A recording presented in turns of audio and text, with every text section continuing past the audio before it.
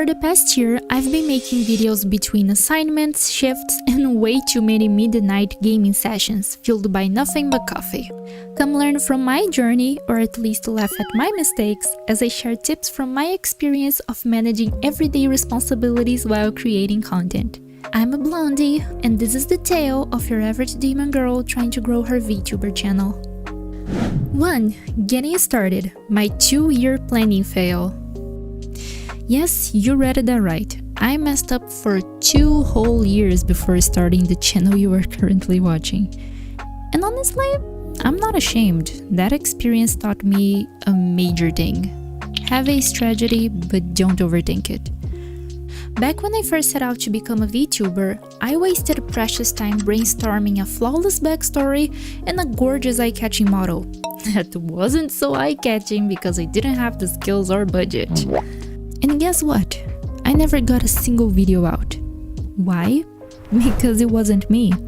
I designed a character so different and complex that every time I hit record, I felt like I was forcing myself to play a role. For some VTubers, that might work and be part of the fun. But in my case, adopting a persona just wasn't for me.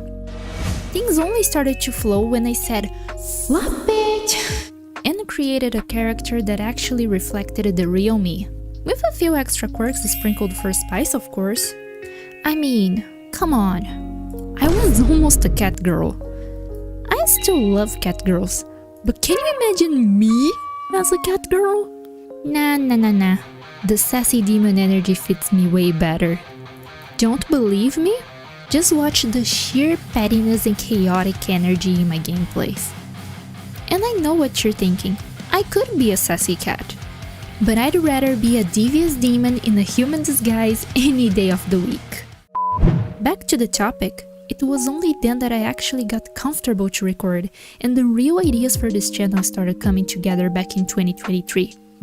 And even so, it took me until August 4th, 2024 to finally post my first video. Exactly 1 year ago from when this video is going live.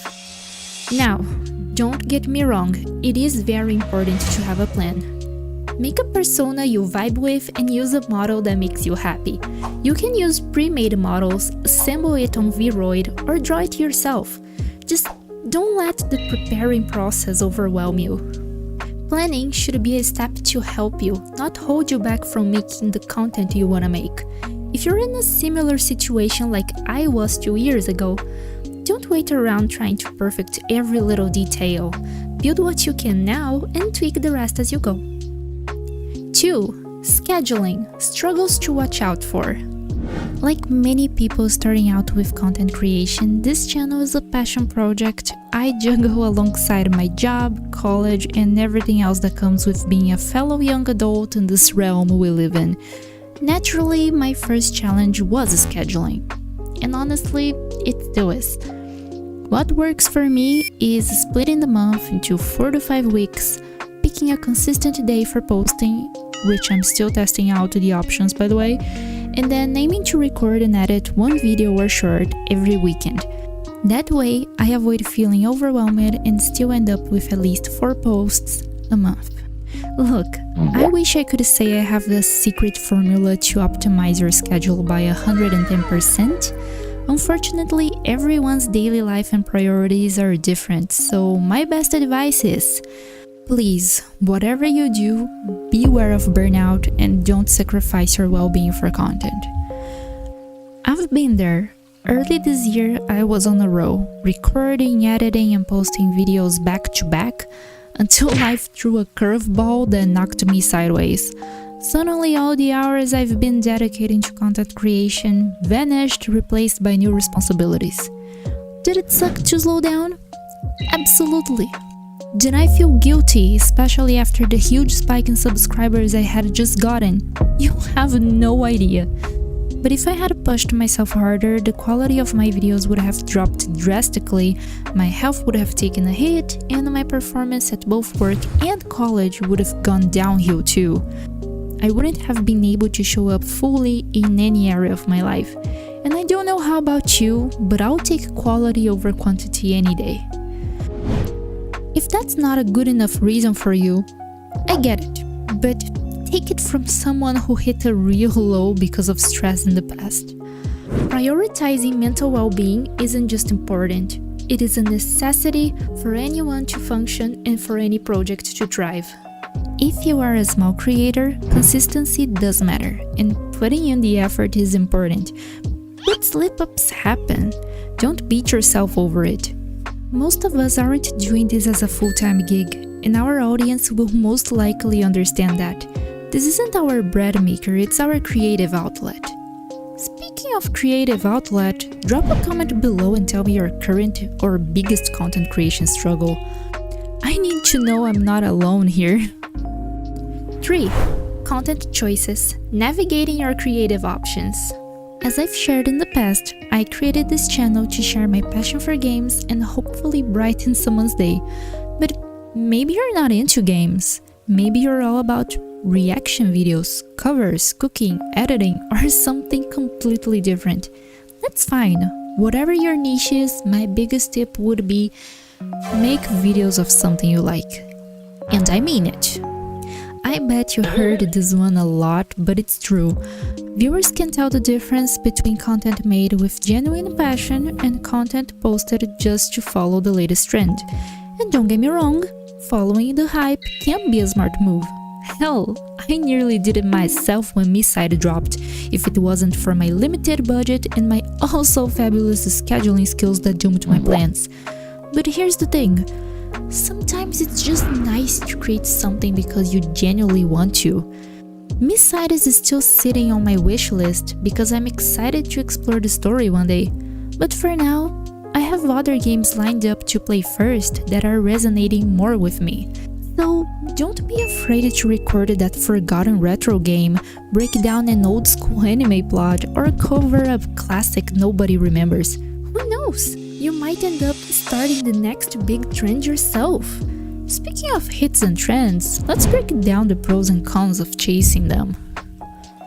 Personally, as you could probably tell, I like playing games that I care about. I like to share my favorite titles with people and sprinkle in a generous dose of sad and humor along the way.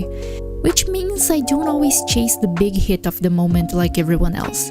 The good side? I attract fans who are into those games and the specific series I'm playing. The downside? Viewers typically chase viral hits and probably won't bat an eye to them. So, if you're just starting out, here's my advice. Mix in 1 or 2 popular titles to give your channel a bit of a visibility boost and make the content you truly love. Speaking of game choices and this strategy that I 100% totally use, if you want to witness my chaotic decision-making skills in action, check out my playthroughs of Twisted Tower or Bandy and the Ink Machine. I absolutely do not sass and roast the NPCs in those. Okay, maybe just a little bit, but hey, that's half of the fun. 4. Recording and editing, organization tips. You know what's really rewarding? Watching your confidence grow with every new video you record. Seriously, the more you create, the better you feel. And the better you feel, the more you want to create. But there's a little secret nobody tells you. Recording becomes easy, but editing will most likely be the hardest part when you're just getting started. Picture this. I'm staring at my maxed out hard drive filled with 59 videos fresh out of OBS. Each is 1 to 2 hours long, named by nothing but the date alone. And I'm thinking, dear God, what have I done? You know, when a demon calls out for divine intervention, you know compost hit the windmill. So, take it from this stubborn demon, pre-recording is great, but don't let it get out of hand. You will not be able to tell what is worth keeping and what to toss. Going back to the topic of editing, it doesn't need to be perfect, but it does need to pack a punch. Please tell me somebody got the reference. Seriously, quality beats quantity any day. Too much backlog leads to stress, burnout, and creative block. And let me tell you, editing something you no longer vibe with, that's a special kind of pain. I wouldn't know. Fun fact, Did you know we were supposed to have series on Life is Strange, Left 4 Dead, Stardew Valley, and Dead by Daylight? Dead by Daylight? I mean, you're not 100% wrong when I look at some of the killers, but still. Anyway, that's becoming a short. Yep, I had to scrap it all to free up space and because I forgot all the jokes I had in mind for them. Which is why I learned to use scripts in my videos, but that's a topic for another day. My advice, don't stress too much. Do your best and keep it fun. Take out awkward silences and moments if that makes you feel more comfortable. But consider leaving in the silly moments like when you fight a mosquito after cleaning a crime scene, or when you trap a fly mid-game. While you are at it, why not timestamp your editing slip-ups and laugh about it later? It might feel cringy now, but those raw moments make your content real, and real is memorable. 5. Have fun! Record with joy, edit with passion, post with love, and repeat.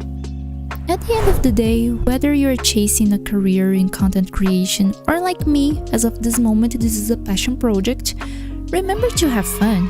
This should be something that makes you feel proud, not stressed. Sure, there will be moments of pure chaos. Like that time Vegas Movie Studio failed to render Crime Scene Cleaner Chapter 7 not once, not twice, but 9 times in a row, and I nearly tore out my hair afraid to miss the deadline. But those should be random events, not your daily routine as a creator. When I look back at my videos, I feel proud. Proud of every little mistake. The bad audio, the blurry footage, my first awkward commentaries, even the sped up gameplay where you can barely see what's happening, because every single one of those moments taught me something and brought me to where I am today. As of this recording, I've got exactly 40 videos out. This one might be video 41 or 42 if I sneak in a short before August 4th. Either way, I couldn't be happier with how far I've come. For the past 12 months, I've been living a double life. Student and employee by day, sassy demon playing games by night. I may not be able to organize my video files to save my life, but you can expect me to absolutely demolish a boss if I'm pissed.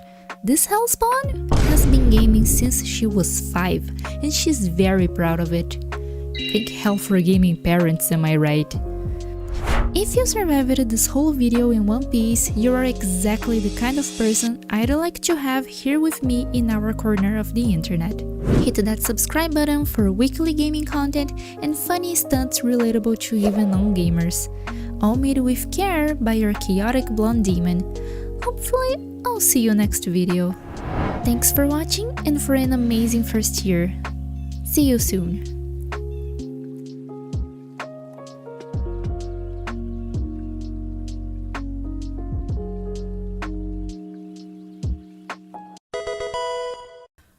Oh, Lord and behold, I'm burning in hell. Oh, wait, I already am. Lovely.